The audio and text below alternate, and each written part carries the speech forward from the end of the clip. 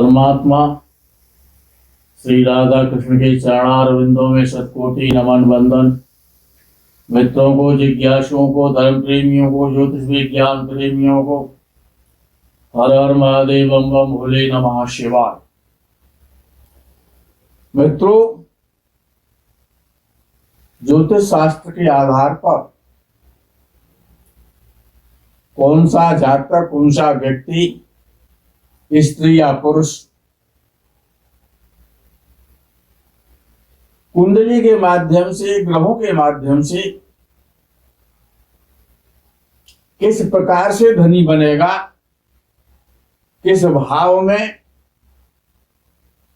कौन सा ग्रह जातक की कुंडली में और धनवान बनाता है, कितना धनवान बनाएगा,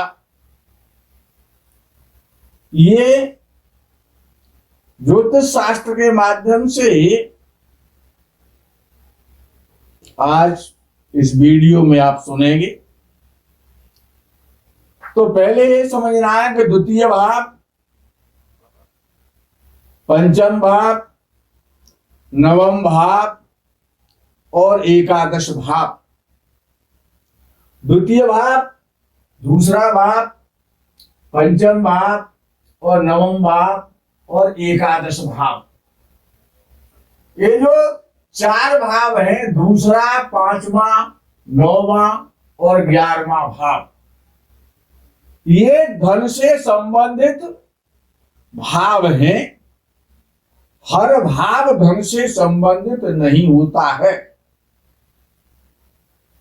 तो ये मुख्य रूप से जातक के जीवन में धन देने वाले भाव हैं, धन देने वाले हाउस हैं। और ग्रहों में बृहस्पति धन का कारक होता है। धन का इंडिकेटर केवल बृहस्पति है। बृहस्पति जितना अच्छा होगा, जितना श्रेष्ठ होगा,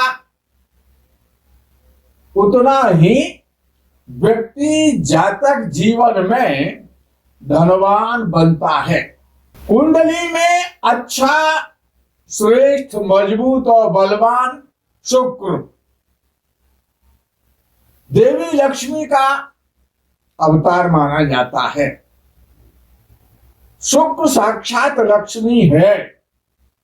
शुक्र जितना श्रेष्ठ और मजबूत और अच्छी स्थिति में होगा, उतना ही जीवन संपन्नतामय, संपत्तिमय व्यतीत होगा, उतना ही जातक संपत्तिशाली होगा। शुक्र अच्छी स्थिति में हो, बृहस्पति अच्छी स्थिति में हो, तो ये ग्रह अपनी दशा में बहुत सारा प्रचुर मात्रा में, यथेष्ट मात्रा में और धन संपत्ति जातक को देते हैं। धन दिन रात आता है। लग्न और लग्नेश भी अत्याधिक महत्वपूर्ण है। लग्न बलवान हो, लग्नेश अच्छी स्थिति में हो, तब भी बली लग्नेश और बली लग्न कुंडली के हजारों दोषों को निवारण करते हुए और ग्रहों के प्रभाव से जातक को धनी बना देते हैं। अब विषय आता है कि जीवन में चौथा भाव बहुत महत्वपूर्ण है। चौथा भाव अत्यधिक महत्वपूर्ण है कि धन संपत्ति के विषय में चतुर्थ भाव को देखना परमावश्यक है कि चतुर्थ भाव महत्वपूर्ण भूमिका निभाता है, क्योंकि ये भाव ही भूमि, संपत्ति, वाहन, विविध प्रकार के सुखों का, और ये भाव है, वाहन का भी भाव है। यदि चतुर्थ भाव और चतुर्थेश यदि पीड़ित हैं, तो जीवन में अनेकानेक प्रकार की समस्याएं आती हैं और धन संपत्ति जाती रहती है। चतुर्थ भाव नादिर भाव कहलाता है। नादिर का अर्थ होता है छुपा हुआ, गुप्त भाग, गुप्त लक्ष्य, गुप्त धन, सुरक्षित धन। तो यानी गुप्त धन है जातक के पास के नहीं है, धन से छुपा के रखा है कि नहीं रखा है, इसको छुपा हुआ धन भी मिलने का योग है या नहीं है। तो ये चतुर्थ भाव और चतुर्थेश विशेष रूप से इसको इंडिकेट करते हैं। जातक के अगर चतुर्थ भाव अच्छा है, चतुर्थेश अच्छा है, तो जातक के पास निश्चित रूप से वो छुपा हुआ धन, संरक्षित धन हमेशा रहता है। जातक की कुंडली में लगन द्वितीय, पंचम, नवम और एकादश के साथ साथ चतुर्थ भाव भर भी दृष्टि करना, चतुर्थ भाव को देखना भी आवश्यक है। महर्षि पाराशर ने और बहुत सारे धन के योग कहे हैं, उनमें जो बड़े महत्वपूर्ण योग हैं, जैसे कि शुक्र पंचमेश होकर पंचम में हो और सुग्रही मंगल एकादश भाव में हो। यह पंचम भाव, इसमें शुक्र बैठा हुआ है, वृषभ राशि का है या तुला राशि का है। मंगल एकादश भाव में बैठा हुआ है। मंगल एकादश भाव में बैठा हुआ है और चतुर्थ भाव में सुग्रही मंगल, ये सॉरी एकादश भाव में और अपनी राशि का मंगल, यानी मेष राशि का मंगल हो या फिर वृश्चिक राशि का मंगल हो।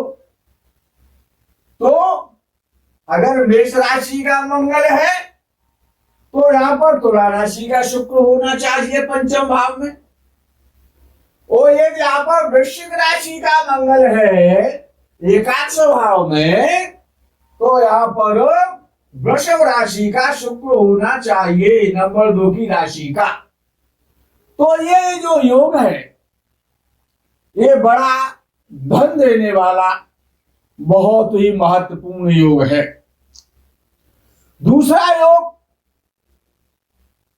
पंचमेश होकर बुध, बुध पंचम भाव का स्वामी होकर के पंचम भाव में बैठा हो। बुध ये तो शुक्र और मंगल के द्वारा पंचम भाव में और एकादश भाव का संबंध जब बना मंगल और शुक्र का, तब ये बड़ा महत्वपूर्ण योग बन गया। अब विषय आता है कि पंचम भाव में सुग्रही, पंचम भाव में बुध अपनी राशि में हो, बृहस्पति, मंगल और चंद्रमा, यानी कि कहा यह जा रहा है कि बुध या तो मिथुन राशि में हो या कन्या राशि में हो, पंचम भाव में बैठा हो बुध पंचमेश होकर के। और बृहस्पति, मंगल और चंद्र, गुरु, चंद्र और मंगल, चंद्र, मंगल और बृहस्पति एकादश भाव में बैठे हुए हो और बुध पंचमेश होकर के पंचम भाव में बैठा हो, तो ये बड़ा महत्वपूर्ण योग बनता है, धन देने वाला बड़ा श्रेष्ठतम योग इसको माना जाता है। दूसरा योग महर्षि पाराशर के द्वारा जो बताया गया, फिर वहीं आ जाते हैं शुक्र और मंगल पर। मंगल पंचमेश होकर, मंगल पंचम भाव का स्वामी होकर के पंचम में बैठा हो, और शुक्र एकादश भाव का स्वामी होकर के और एकादश भाव में बैठा हो, चाहे वो वृष राशि में बैठा हो, चाहे वो तुला राशि में बैठा हो। मंगल पंचम भाव में पंचम स्थान में बैठा हो, अपनी राशि में बैठा हो। शुक्र एकादश भाव में बैठा हो और अपनी राशि में बैठा हो, तो एक बड़ा धन देने वाला बड़ा महत्वपूर्ण योग बनता है। ये बड़ा मंगल और शुक्र के द्वारा ये बड़ा महत्वपूर्ण योग है। आगे महर्षि पराशर ने चौथे योग का वर्णन किया है कि पंचमेश होकर चंद्रमा पंचम भाव में हो, शनि एकादश भाव में हो, तो ये जो योग है, चंद्रमा यहां पर कर्क राशि का हो, चंद्र यहां पर कर्क राशि में बैठा हो, और शनि एकादश भाव में सुग्रही होकर के, चाहे वो मकर राशि का हो, मकर राशि का भी हो सकता है और कुंभ राशि का भी हो सकता है। कौन? शनि। इनमें से यानी सुग्रही हो, चाहे वो मूल त्रिकोण राशि में हो, चाहे वो स्वराशि में हो। शनि एकादश भाव में हो और चंद्रमा कर्क राशि का और पंचम भाव में हो, तो ये बहुत सुंदर, श्रेष्ठ और महत्वपूर्ण योग है। आगे महर्षि जी कहते हैं, पंचमेश होकर के सूर्य पंचम भाव में बैठा हो, सूर्य पंचम भाव में बैठा हो, ये 5वें नंबर का योग है। नंबर 5 पे आता है कि सूर्य सिंह राशि का हो और पंचम भाव में हो, और एकादश भाव में शनि बृहस्पति और चंद्रमा हो। लेकिन यहां पर मकर या कुंभ राशि होनी चाहिए, मकर राशि हो या कुंभ राशि हो। शनि, चंद्रमा और बृहस्पति, शनि, चंद्र और गुरु, ये एकादश भाव में हो, चाहे वो मकर राशि में हो, चाहे वो कुंभ राशि में हो। ये 3 ग्रह एकादश भाव में बैठे हो और सूर्य पंचम भाव का स्वामी होकर के पंचम भाव में बैठा हो, तो बड़ा श्रेष्ठ उच्च कोटि का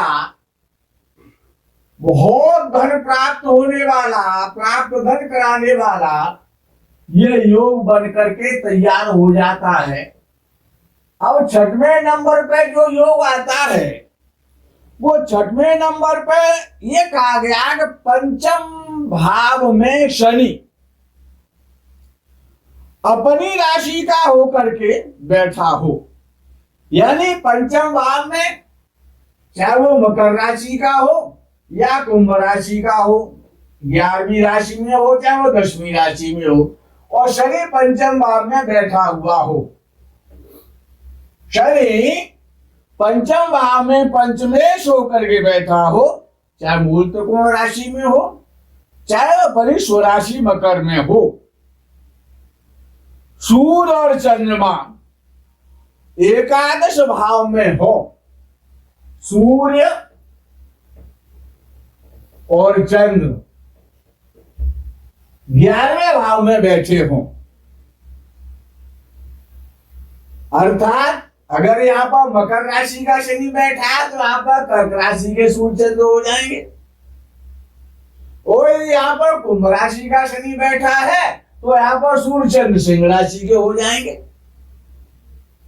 ये जो योग है ये भी जीवन में बहुत प्रचुर मात्रा में धन के योग का सृजन करता है, सृष्टि करता है, जिसके प्रभाव से जीवन संपत्तिशाली बन जाता है, जातक बहुत बड़ा आदमी बन जाता है। आगे का जो योग है जो 7वें नंबर पे आता है, वो कहा, महर्षि जी कहते हैं आगे कि चंद्रमा, बृहस्पति, शुक्र और बुध, याद रखें, गुरु, चंद्र, शुक्र और बुध, ये 4 ग्रह। तो ये जो 4 ग्रह हैं, इनमें से कोई भी, इनमें से गुरु, चंद्र, शुक्र और बुध में से कोई सा भी ग्रह यदि उच्च राशि का होकर के और दूसरे भाव में बैठा हो, या तो कर्क राशि का बृहस्पति बैठा हो दूसरे भाव में, या कन्या राशि में बुध बैठा हुआ हो, तो बहुत धन देने वाला योग बनेगा। आगे कहते हैं कि शुक्र मीन राशि का बैठा हुआ हो यहां पर, तो बहुत धनवान योग बनाएगा। या चंद्रमा वृषभ राशि में बैठा हुआ हो, नंबर 2 की राशि में यहां पर चंद्र बैठा हो, तो बहुत संपत्तिशाली अरबपति योग बन जाता है। जातक के पास गुप्त धन भी होता है, एकत्रित कलेक्टर धन भी होता है, और जातक बहुत बड़ा संपत्तिशाली अपने जीवन में और बनता है प्रचुर मात्रा में, यथेष्ट मात्रा में, और जातक के पास धन आता रहता है। आगे कहते हैं कि सिंह राशि का सूर्य लगन में, ये लगन है, यानी कि इसमें सिंह राशि का सूर्य बैठा हुआ है। लगन में, लगन सिंह हो और लग्नेश सूर्य और लगन में ही अपनी राशि में बैठा हुआ हो। मंगल और बृहस्पति, मंगल और बृहस्पति या तो सूर्य के साथ बैठे हो, मंगल और गुरु, या मंगल और गुरु सूर्य के साथ नहीं बैठे हैं तो इनकी दृष्टि होनी चाहिए। तो मंगल 10वें में बैठा हो और बृहस्पति पंचम में बैठा हो तो दृष्टि पुंज जाएगी। यानी ये कहना है महर्षि जी का कि सिंह लगन हो, लगन में सूर्य बैठा हो, या तो मंगल और गुरु सूर्य के साथ बैठे हो तो बहुत बड़ा धनी योग बनाते हैं, या फिर मंगल और बृहस्पति की युति हो, या मंगल बृहस्पति दोनों की दृष्टि और लगन में बैठे हुए यदि सूर्य पर पड़ रही है तो जातक बहुत संपत्तिशाली और धनी श्रेष्ठतम व्यक्ति बनता है। आगे कहते हैं महर्षि जी कि अधिकतर ग्रह पहले भाव में हो, दूसरे भाव में हो, 6वें भाव में हो और 8वें भाव में हो, यानी कि 1, 2, 6 और 8 9 ग्रहों में से कम 7 या 8 या 6 या 7 ग्रह पहले भाव, इन चारों भावों में ला करके बैठे हो। पहला भाव, दूसरा भाव, 6वां भाव और 8वें भाव में इन 9 ग्रहों में से इन चारों भावों में 6 या 7 ग्रह बैठे हुए हैं, तो भी जातक बहुत अच्छा धनी बनता है और पैतृक संपत्ति की, पूर्वजों की संपत्ति की और उसको प्राप्ति भी होती है। या पहले भाव में, दूसरे भाव में और सातवें भाव में, पहले भाव में, दूसरे भाव में और सातवें भाव में, ये 7 नंबर के भाव में यदि 6 या 7 ग्रह बैठे हैं तीनों भावों में मिला करके, 6 बैठे हो, 7 बैठे हो, 8 बैठे हो, तो ये जो योग है ये आकस्मिक गेट बजा करके, कॉल करके, वेल बजा करके, और ये संपत्ति देने वाला योग है। दस्तक दे करके वो व्यक्ति को कह करके संपत्ति मिल जाती है।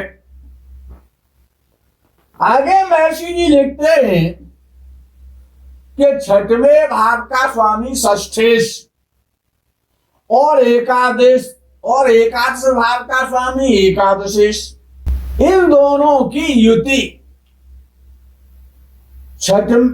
एकादश भाव में हो जाए, यानी 6वें भाव का इस भाव का स्वामी 11वें भाव में बैठ जाए और 11वें भाव का स्वामी भी 11वें भाव में बैठा है, तो व्यक्ति को जुए के द्वारा, सट्टे के द्वारा, लॉटरी के द्वारा और आकस्मिक धन की प्राप्ति होती है और जातक बहुत भाग्यशाली हो जाता है।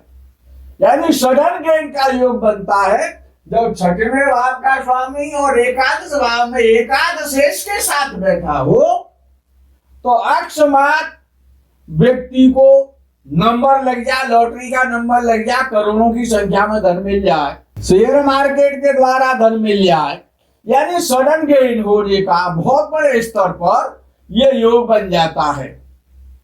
आगे महर्षि जी कहते हैं कि बुध और चंद्रमा एकादश भाव में 6वें भाव के स्वामी के साथ बैठे हों, यानी कि इस भाव में बुध भी बैठा हो और चंद्र भी बैठा हो और 6वें भाव का स्वामी भी यही बैठा हो एकादश भाव में। बुध, चंद्र और षष्ठेश 6वें भाव का स्वामी भी एकादश भाव में हो, बुध और चंद्र के साथ हो, तो जातक शेयर बाजार से, स्टॉक मार्केट से बहुत बड़ा धनी और संपत्तिशाली बन जाता है। आगे का जो योग है वो एक पंचमेश एकादश भाव का राहु केतु के साथ संबंध, पंचम भाव का, यानी पंचम भाव या पंचम भाव से या पंचमेश से,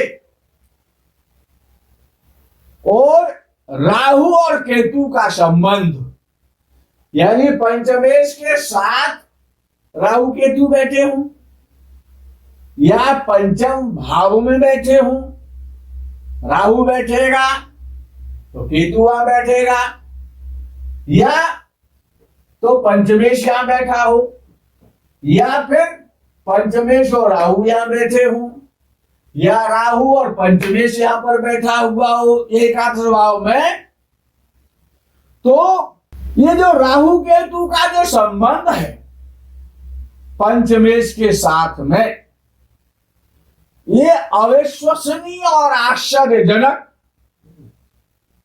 बहुत संपत्ति देता है। अत्यधिक संपत्ति उस योग में जातक को प्राप्त हो जाती है। द्वितीयेश और पंचमेश, द्वितीयेश और पंचमेश या द्वितीयेश और एकादशेश, द्वितीयेश और पंचमेश, यानी द्वितीय भाव का स्वामी, द्वितीय भाव का स्वामी यहां का स्वामी और पंचम भाव में बैठे, और पंचम भाव का स्वामी द्वितीय भाव में बैठे। ये जो परिवर्तन योग है द्वितीयेश और पंचमेश का, ये परिवर्तन योग करोड़पति बना देता है, सैकड़ों करोड़ का मालिक बनाता है। द्वितीयेश और एकादशेश में परिवर्तन योग, द्वितीयेश एकादश भाव में बैठा हो और एकादशेश द्वितीय भाव में बैठा हो। द्वितीयेश पंचमेश और द्वितीयेश एकादशेश का जो परिवर्तन है राशियों का, ये करोड़पति योग बनाता है। सैकड़ों करोड़ रुपए, सैकड़ों करोड़ की संपत्ति जातक को मिलती है, प्राप्त होती है। आगे का जो योग है महर्षि जी के द्वारा, वो लगने चतुर्थ भाव में बैठा हो और चतुर्थेश लगन में बैठा हो। लगने चतुर्थ में हो, चतुर्थेश लगन में हो, तो ये बहुत महत्वपूर्ण, अत्यधिक धन देने वाला बड़ा श्रेष्ठतम राजयोग है। आगे का जो योग है महर्षि जी के द्वारा, महर्षि जी कहते हैं पाराशर जी कि पंचमेश पंचम भाव में बैठा हो और भाग्येश भाग्य भाव में बैठा हो, कोई सा भी बैठा हो, इससे कोई मतलब नहीं है। शर्त यह है कि पंचम भाव का स्वामी पंचम भाव में हो और नवम भाव का स्वामी नवम भाव में हो। दोनों त्रिकोण के स्वामी अपने अपने भावों में बैठे हों, तो ये बड़ा श्रेष्ठतम धन संपत्ति देने वाला योग बनता है। बृहस्पति की युति, बृहस्पति की युति द्वितीयेश के साथ हो। बृहस्पति की युति यानी बृहस्पति या द्वितीय भाव का स्वामी द्वितीय भाव में बैठा है, तो बृहस्पति बैठा हुआ हो तो युति बन जाएगी। या बृहस्पति हो द्वितीय पंचम भाव में बैठे हो, या बृहस्पति हो द्वितीय भाग्य स्थान में बैठे हो, या बृहस्पति हो द्वितीय एकादश भाव में बैठे हो, तो ये जो योग है और साथ ही साथ बुध से भी संबंध होना चाहिए। या तो बुध बैठा हो या बुध की दृष्टि जा रही हो, या इन भावों में द्वितीय पंचम नवम और एकादश भाव में बृहस्पति की युति बुध के साथ हो जाए तो बहुत श्रेष्ठ संपत्तिशाली योग बन जाता है। मित्रों, ये जो धन के योग हैं, इन पर विशेष रूप से विषय यह आता है कि ग्रह अंशों में बलवान होनी चाहिए, पापक ग्रहों की दृष्टि नहीं होनी चाहिए। जैसे बताया गया उसी प्रकार से योग बनते हों। शत्रु राशि में ग्रह ना हो या अस्त ना हो, तभी ये योग 100% फल देने में सहायक होते हैं और जीवन आनंदमय सुखमय व्यतीत होता है। आज के इस धनी बनाने वाले महत्वपूर्ण योगों को यही विराम करते हैं। आगे के वीडियोस का आपको इंतजार रहेगा। तब तक के लिए हर हर महादेव, बम बम भोले नमः शिवाय। जय गौ माता दी।